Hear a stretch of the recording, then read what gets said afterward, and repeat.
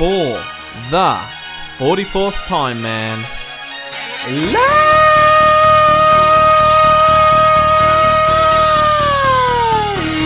and gentlemen,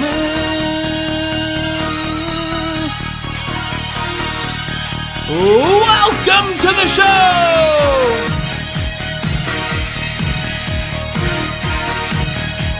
I am your host, Andrew Illy, and this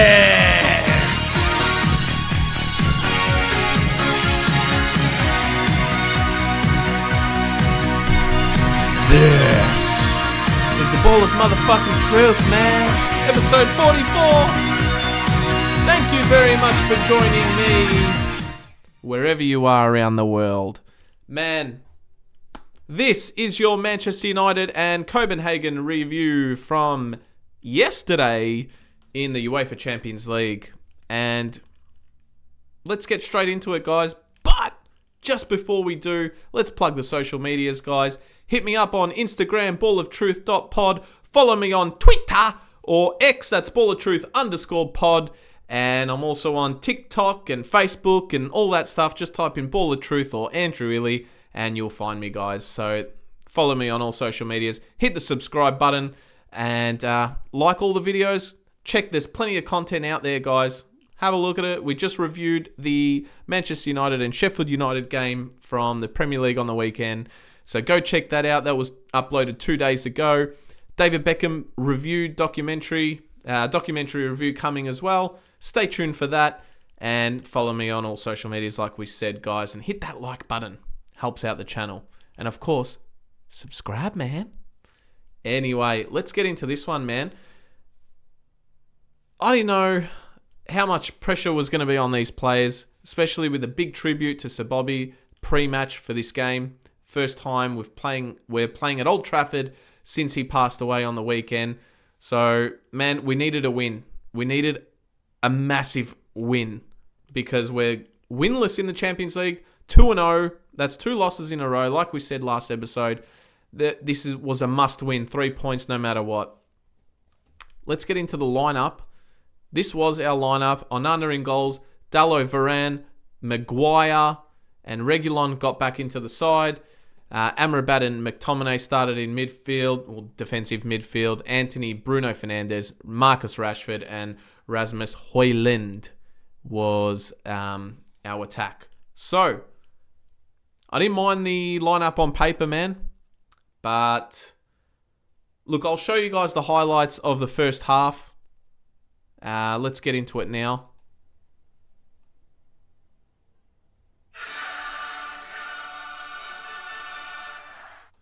And that's it for the first half. Very interesting stuff there. Second half. I'm telling you guys now, if you didn't get the reference, I'd rather watch paint dry. You cannot fucking pay me to watch that shit again. That first half was horrific. It was one of the worst, most boringest things I've ever seen in my life, man. Honestly, and I have to wake up really early to watch these games, especially to review them. Man, fuck, I lost an hour's sleep. I'll tell you that much. The referee, I kid you not, man, go back and look at this shit. I tried to screenshot it to show you guys. The referee stopped the first half with 44 minutes and 44 seconds left on the clock.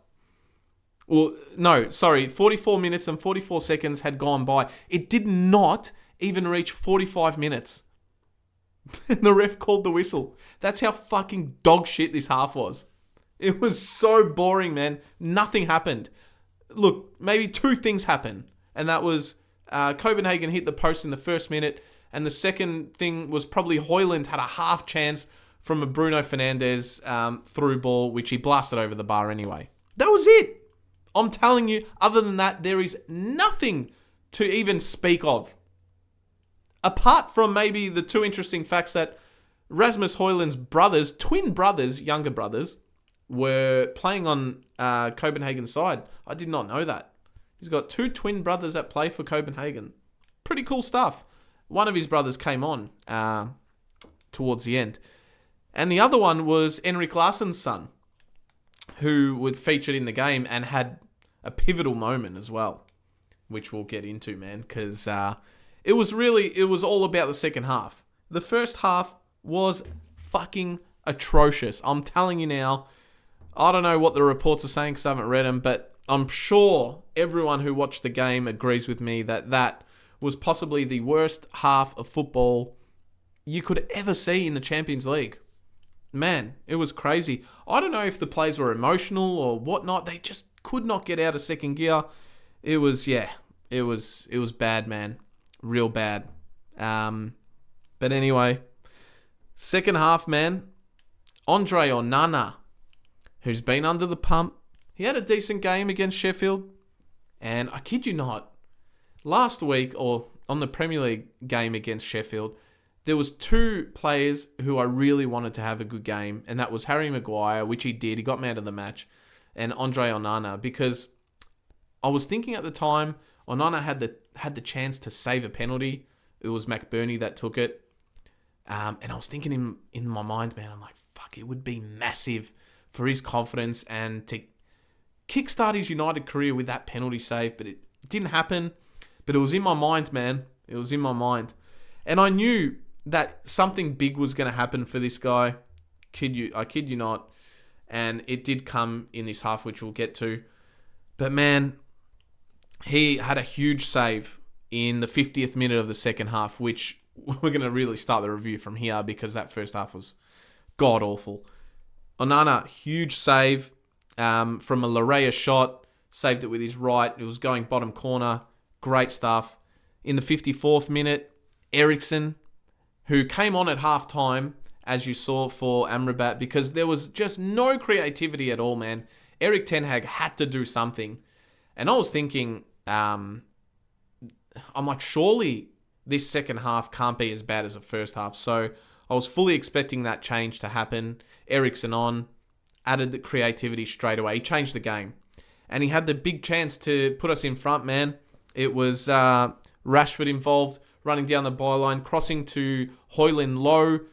Højlund laid it off to Eriksen, who should have scored. Placed it bottom left corner, but the keeper had a decent, he easily saved it. But that was a massive chance, man. He should have scored. He should have went to the right of the keeper. But what do you do, man? That was probably the biggest chance leading up to what happened next. And that was in the 72nd minute. We had a corner, got broken out, cleared by their defence by Copenhagen. Eriksen grabbed the ball and whipped this thing straight back in the box where Harry Maguire goes bang with a header. 1-0. Huge moment for him, man. Huge moment. We've spoken about him the last few weeks. The last 3 games, he's been amazing. He's hit form again. No news headlines, no negativity about him. Ten Hag's praising him. And all that hard work, man, he got rewarded for it. Comes up with a massive goal in a massive game. And it is massive, man, because if we lost this, see you later. Ain't no coming back from that shit. And Harry, bang, goal. Old Trafford erupts. I'm losing it. I'm fucking pumping my fist because I've been on the Harry bandwagon this last month, man. And I really want to see him succeed because he's copped a lot of shit, man. Copped it from England fans, United fans, and just fans all around the world trolling him. And man, at the end of the day, I know you're a superstar and you're famous and you're a world-class player, professional athlete. But at the end of the day, man, they're human as well. So all this shit that's been happening would have been eating at him, man. And I'm so glad and so happy for him that finally he's getting past that shit. Touch wood. I fucking hope so, man. But he's finding form, man. Came up with a big goal.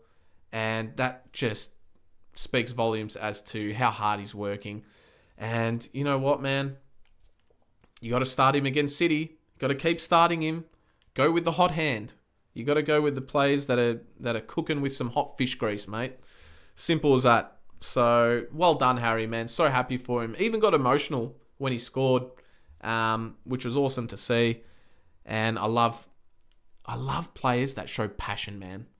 Nothing pumps me up and gets the adrenaline going like that. So 1-0, feeling good, man. After this, we had chance after chance to put this game away, and the biggest one probably came to Garnacho, who frustrates me, man. He's so fucking quick and so lightning bloody fast. We counter-attacked. Bruno started this thing, gave it to Højlund. Højlund take a heavy touch, and it kind of went to Scott McTominay, who was following it. Man, this was a 3-on-1 or 3-on-2 at this point, right towards the 18-yard box. Scott McTominay draws in the defender, goes to his left with Garnacho 1-on-1, shoots it straight at the keeper. But on the rebound, it goes straight back to Scott McTominay, who had an open goal and missed the whole fucking lot. Man, you cannot take chances like that for granted, man. You got to put them away because anything can happen, and we'll get to that because something did happen. But we had plenty of chances to put this thing away, man. 2 golden ones right there, and I'm tearing my hair out because I'm like, this better not fucking come back to bite us in the ass. And it did, man. It fucking did. Because for the second game in a row, we spoke about it on the last episode, Scott McTominay gave away a penalty virtually in the 94th minute of the game, man. I could not believe it. I was on my way to work watching the game while driving. I shouldn't be doing that, I know. But I had to see what happened in the end. And man, when this corner happened, I knew something stupid was going to happen. I fucking knew it. You just feel it as a United supporter. And sure enough, lo and behold, Scott McTominay gives away a penalty. It was a corner. Bruno's missed the header completely. I don't know if it went past him. They've had a little dink back in the box, and someone had a free header for Copenhagen. Scott McTominay had to make a foul, otherwise this was a goal. Easy free header in the box. And he's kind of made contact with his foot, kicked him in the chest, penalty. And back to my thought against Sheffield when Onana had that penalty moment, I'm thinking, oh my God, is this the one? Please, Andre, do this for us and for yourself and for everyone that supports United. Jordan Larson, Henrik Larsson's son. Henrik Larsson, absolute legend. Played for United, won a championship with United in 06-07 when we signed him on loan. I loved him, man. Not just for United in that 1 year that he was with us, but in his career in general. He's an absolute superstar, gun striker. And his son, Jordan Larson, stepped up to the spot. And my heart is beating out of my chest, man. It's literally the last kick of the game. This would determine if we stay in the Champions League or not. That's how big this moment was. Jordan Larson steps up, little hesitation, little dummy kick, shoots it bottom right, decent height for Onana. He's gone the right way, but he saved it with his right hand. Ball's gone out. Everyone's fucking losing it. I've lost it. I'm like, yeah! Fuck. Absolute scenes at Old Trafford. Onana's realised that the ref hasn't blown his whistle, and he's celebrated, but then he screamed at players to get back in position. And as he was doing that, the final whistle went, and just utter relief at Old Trafford, man. Crazy scenes, and all the players got around him. He was loving it. Harry went up to him. They showed a shot of the bench after the game where Onana saved it, and they just all got up, absolutely losing it. I fucking loved it, man. Seriously, nearly brings a tear to my eye to see that passion and what it meant. Just a huge moment for Andre Onana, man. He's been under the pump, and I'm so happy for him. Just like Harry Maguire. Man, what moments can do for your career. And that, hopefully, he builds on that moment and kickstarts his United career. Because he's talented. He's just been in bad form, like a lot of the players have been. And he literally just won us the game. Harry Maguire and Andre Onana, your heroes that save United. But we won. I'm very happy, but I'm also very concerned because the way we played that first half, man. We've got Manchester City on Sunday, and we cannot play like that. Otherwise, we will get thumped. And I'm very, very afraid that that's going to happen, man. I can't see us getting past City on the weekend. I honestly think... Look, I know that we'll step up. It's a derby. But for how long?